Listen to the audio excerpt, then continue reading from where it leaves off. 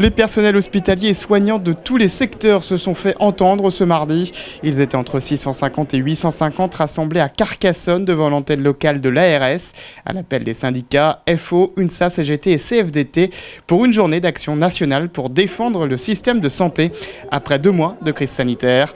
Parmi les revendications, une revalorisation des salaires et des carrières, l'attribution d'une prime Covid de 1 500 € pour tous les personnels et une nouvelle gouvernance des hôpitaux en local. Mais ils réclament surtout plus de moyens et de reconnaissance. Et cette crise a quand même montré que ces moyens étaient très insuffisants. Insuffisance de ressources humaines et d'infirmières spécialisées en particulier. Insuffisance de matériel. Il nous a manqué énormément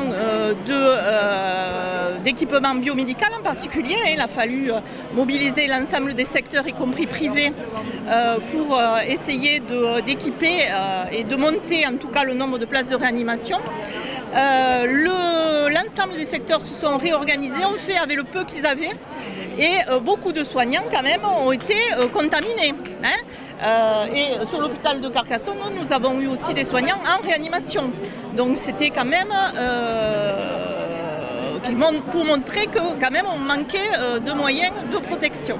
Les délégations syndicales ont été reçues par la direction de l'ARS pour exposer leurs revendications aux enjeux nationaux, mais aussi locaux, avec la demande de l'arrêt définitif du plan social à l'hôpital de Carcassonne qui prévoit 90 suppressions de postes en 5 ans. On a encore la Copermo qui est toujours là, qui plane toujours au-dessus de l'hôpital.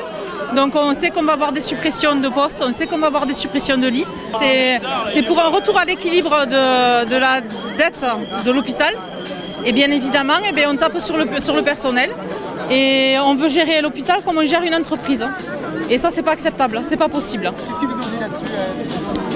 Ils nous ont dit qu'ils nous entendaient et qu'ils allaient faire remonter tout ça au ministère. Voilà, comme à chaque fois qu'on les rencontre. Vous pensez avoir été entendu ou c'est encore une... Alors j'espère vraiment qu'on a été entendu parce que si cette fois-là, on a une deuxième vague qui arrive, je ne sais pas comment on va gérer la situation.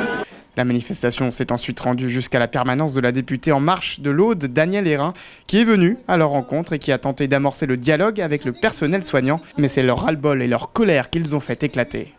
Ce qu'on attend de ce Ségur de la santé, c'est une vraie revalorisation salariale et qui ne soit pas étalée sur 15 ans. On les veut et tout de suite. Une journée de mobilisation qui a commencé plus tôt ce mardi matin vers 7 h avec le débrayage des personnels du secteur privé de la Polyclinique Montréal. Au moment de la relève des équipes, ils réclamaient eux aussi de meilleurs salaires et plus de reconnaissance dans leur travail.